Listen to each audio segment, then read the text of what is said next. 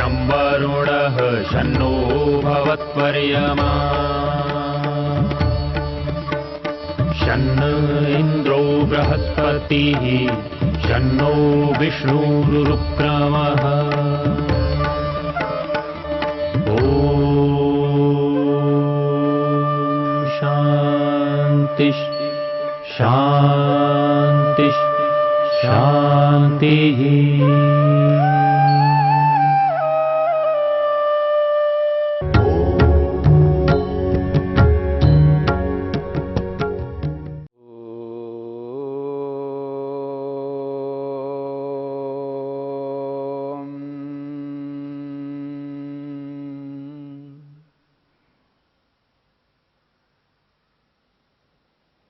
साधन पाद के 18वें सूत्र को लेकर के हमने विचार किया।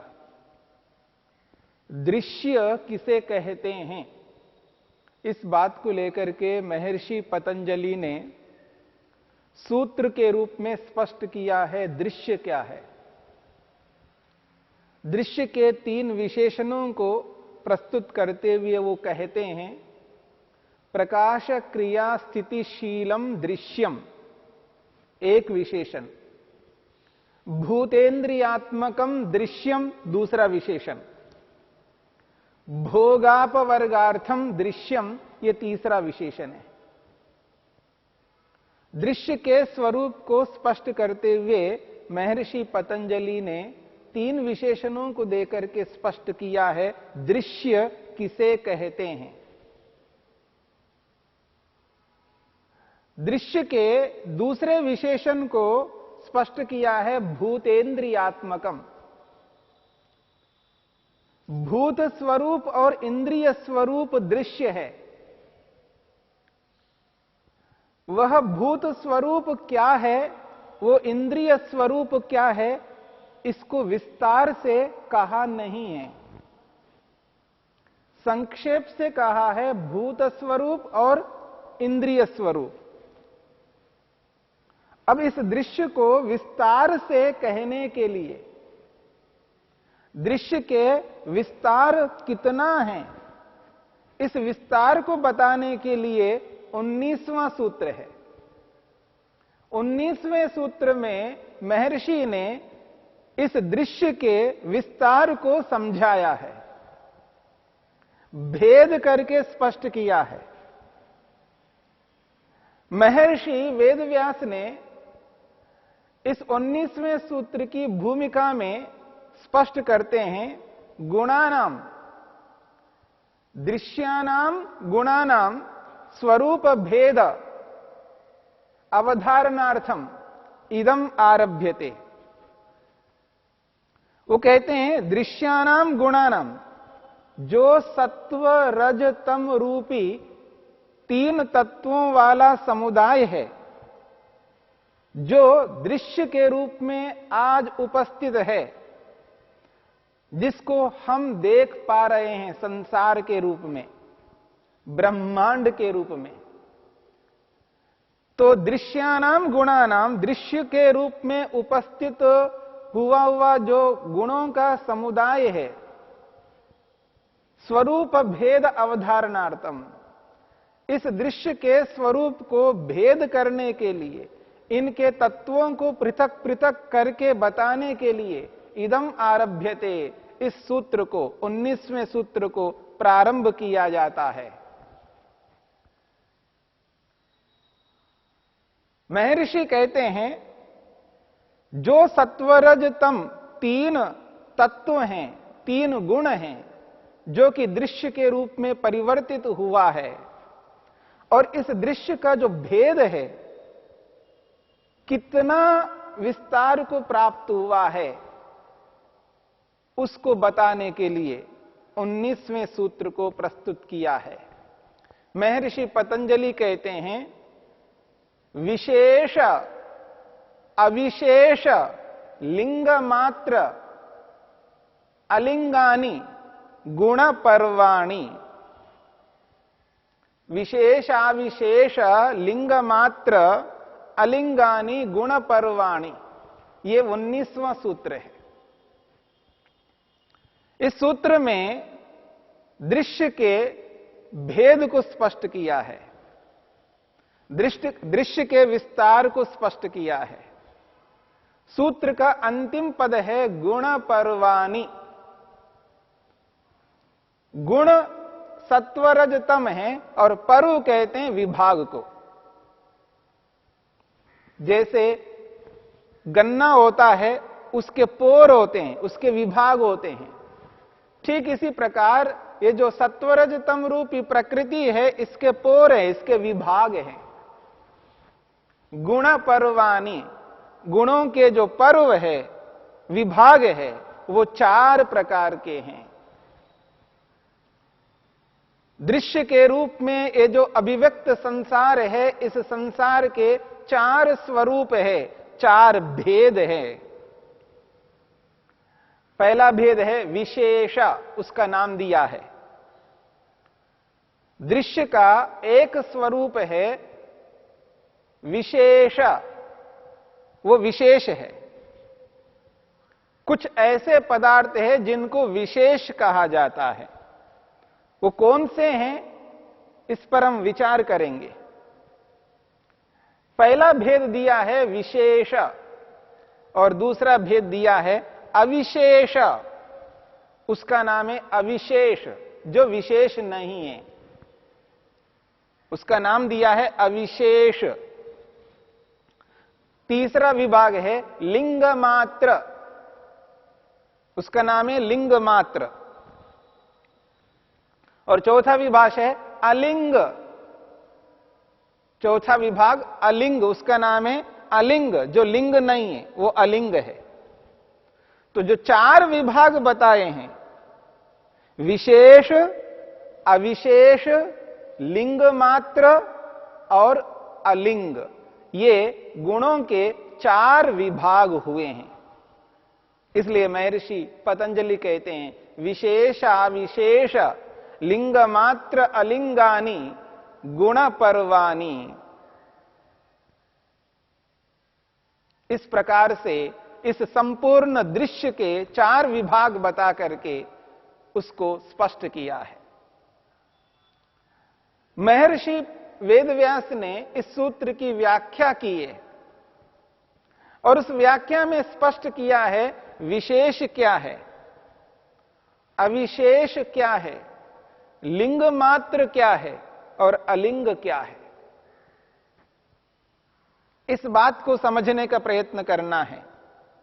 जो विशेष है वो क्या है। तो विशेष को स्पष्ट करते हुए महर्षि वेदव्यास कहते हैं तत्र आकाश वायु अग्नि उदक भूमयो भूतानि। महर्षि वेदव्यास कहते हैं ये जो विशेष है उनकी व्याख्या करते हुए कहते हैं आकाश वायु अग्नि उदक भूमयो भूतानि। आकाश वायु अग्नि उदक भूमयो भूतानि। भूतानि 5 प्रकार के भूत बताए हैं। विशेष पदार्थों में 5 प्रकार के भूतों को स्पष्ट किया है जो हम सब जानते हैं, जिनको पंचभूत कहते हैं। आकाश आकाश, वायु हवा वायु, अग्नि अग्नि, उदक कहते हैं पानी को और भूमि कहते हैं पृथ्वी को। भूतानि ये 5 प्रकार के भूत हैं, पंचमहाभूत हैं। ये पंचमहाभूत विशेष कहलाते हैं। दृश्य के अंतर्गत जो 4 विभाग हैं, उन 4 विभागों में पहले विभाग को विशेष के रूप में जो प्रस्तुत किया जा रहा है, उस विशेष में 5 ऐसे तत्व हैं जिनको विशेष नाम दिया है, जिसको हम लोग पृथ्वी जल अग्नि वायु आकाश कहते हैं। और यहां बताया जा रहा है आकाश वायु अग्नि उदक और भूमि, ये 5 प्रकार के तत्व हुए हैं। फिर कहते हैं ये जो 5 प्रकार के तत्व हैं, ये 5 प्रकार के तत्व किन से उत्पन्न हुए हैं उसको स्पष्ट करते जा रहे हैं। शब्द, स्पर्श, रूप, रस, गंध तन्मात्राणाम अविशेषाणाम विशेषाः। ये जो 5 भूत हैं ये विशेष कहलाते हैं और उनके कारण बताए जा रहे हैं। शब्द, स्पर्श, रूप, रस, गंध तन्मात्राणाम अविशेषाणाम। 5 तन्मात्राएं हैं। शब्द तन्मात्रा, स्पर्श तन्मात्रा, रूप तन्मात्रा, रस तन्मात्रा और गंध तन्मात्रा। और ये अविशेष कहलाते हैं और इन अविशेषों का ये विशेष है। इन 5 अविशेषों के ये 5 विशेष है। तो 5 प्रकार के पदार्थ विशेष कहलाते हैं यहां पर। और विशेष को बताते हुए कहते हैं तथा। तथा श्रोत्र, त्वक, चक्षु, जिह्वा, घ्राणानि, बुद्धीन्द्रियाणि। 5 प्रकार के और विशेष तत्वों को बताया जा रहा है। श्रोत्र, त्वक, चक्षु, जिह्वा, घ्राणानि, बुद्धीन्द्रियाणि। बुद्धि कहते हैं ज्ञान को, अर्थात ज्ञानेन्द्रिय। बुद्धीन्द्रियाणि का अर्थ है ज्ञानेन्द्रियाणि। 5 प्रकार के ज्ञानेन्द्रिय हैं। श्रोत्र, श्रोत्रेंद्रिय जिसे हम कहते हैं, जो कानों से हम जब शब्दों को सुनते हैं, ये जिसके माध्यम से सुनते हैं वो श्रोत्रेंद्रिय। त्वक, त्वक कहते हैं त्वचा। त्वचा इंद्रिय है जो पूरी त्वचा में व्याप्त होकर के रहती है। शरीर के किसी भी कोने में यदि स्पर्श हो जाए तो उसका पता लगता है ये कोमल है, कठोर है, खुरदरा है, कैसा स्पर्श है। त्वक, त्वचा इंद्रिय। चक्षु, नेत्रेंद्रिय। जिह्वा, जीभ में रहने वाली इंद्रिय, रसनेन्द्रिय। और घ्राणानि, घ्राण कहते हैं नाक में रहने वाली इंद्रिय, घ्राणेन्द्रिय, गंध को ग्रहण करने वाली इंद्रिय। ये बुद्धिन्द्रियां, ये ज्ञानेन्द्रियां हैं। 5 प्रकार की ज्ञानेन्द्रियां हैं। 5 भूत और 5 ज्ञानेन्द्रियां। फिर कहते हैं महर्षि वेदव्यास, वो कहते हैं वाक, पाणी, पाद, पायु, उपस्थानी, कर्मेंद्रियाणि। 5 प्रकार के कर्मेंद्रिय हैं। वाक, वाणी, जो मुख में रहती है, जिससे वाणी का प्रयोग होता है, यानी उच्चारण करते हैं, शब्दों को बोलते हैं। वाक, वागेंद्रिय है। पाणी, हस्तेंद्रिय, जो हाथों में रहती है। पाद, पादेंद्रिय है, जो पांवों में रहती है। पायु, गुदा इंद्रिय है, मलद्वार में रहती है। उपस्थानी, उपस्थेंद्रिय है, जो मूत्रेंद्रिय है, मूत्र द्वार में रहती है। ये 5 कर्मेंद्रियां हैं। ये 5 कर्मेंद्रियां हैं। 5 स्थूलभूत, 5 ज्ञानेन्द्रियां, 5 कर्मेंद्रियां, ये 15 प्रकार के पदार्थ विशेष है। और एक बात कही जा रही है, एकादशम मनः। 11वीं इंद्रिय है, वो है मन। एकादशम मनः, 11वीं इंद्रिय मन है। और इस मन को कहा जा रहा है सर्वार्थम। सर्वार्थम सबके लिए प्रयोग में आने वाली इंद्रिय है। मन को भी इंद्रिय कहा जाता है, इसलिए कहा एकादशम मनः। सर्वार्थम, ये सबके लिए प्रयुक्त में आने वाली इंद्रिय है। ये मन सबके लिए प्रयोग में आता है, अर्थात ज्ञानेंद्रियों के साथ जुड़ता है, कर्मेंद्रियों के साथ जुड़ता है। ज्ञानेंद्रियों के साथ भी जुड़ता है और कर्मेंद्रियों के साथ भी जुड़ता है। बाहर की ओर भी जुड़ता है और अंदर की ओर भी जुड़ता है, सबके साथ जुड़ता है। इसलिए सर्वार्थम कहा, यानी सबके लिए प्रयोग में आने वाला है ये मन, सबके साथ जुड़ने वाला है ये मन। मन के बिना न कर्म होता है, मन के बिना न ज्ञान प्राप्त होता है। इसलिए इसके लिए कहा जा रहा है सर्वार्थम, ये मन सबके लिए है। इत्येतानि, इत्येतानि अस्मिता लक्षणस्य अविशेषस्य विशेषाः।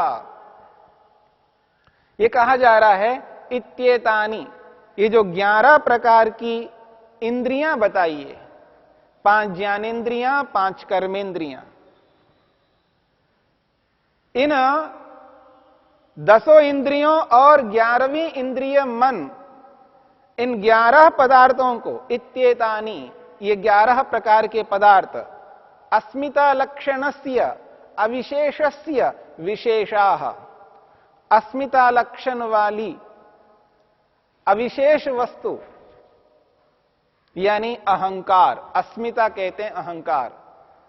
तो अस्मिता स्वरूप वाला जो अहंकार है, उस अहंकार का ये विशेष तत्व है। यानी इन 11 पदार्थों का जो कारण है, जिनसे ये 11 प्रकार के पदार्थ उत्पन्न हुए हैं, वो है अस्मिता नाम वाला अहंकार, जिससे ये उत्पन्न हुए हैं। तो ये 11 पदार्थ विशेष है और इसका जो कारण है अहंकार, वो है अविशेष।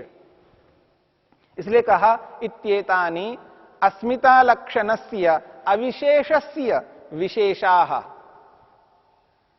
अंत में महर्षि वेदव्यास कहना चाहते हैं, गुणानाम एषा षोडशको विशेष परिणामः। गुणानाम, सत्वरजतम रूपी 3 तत्वों का, 3 गुणों का, एषः यह, षोडशकः 16 पदार्थों का समुदाय, विशेष परिणाम, ये विशेष परिणाम हैं, ये विशेष पदार्थ हैं जो 16 प्रकार के पदार्थ हैं। इन 16 प्रकार के पदार्थों को विशेष नाम से कहा जाता है। पृथ्वी, जल, अग्नि, वायु, आकाश, ये 5 तत्व, 5 ज्ञानेंद्रियां, 5 कर्मेंद्रियां और 1 मन, इन 16 पदार्थों के समुदाय को यहां पर विशेष शब्द से स्पष्ट किया गया है। ये गुण पर्वों का पहला पर्व है, पहला विभाग है, विशेष रूपी पर्व, विशेष रूपी विभाग।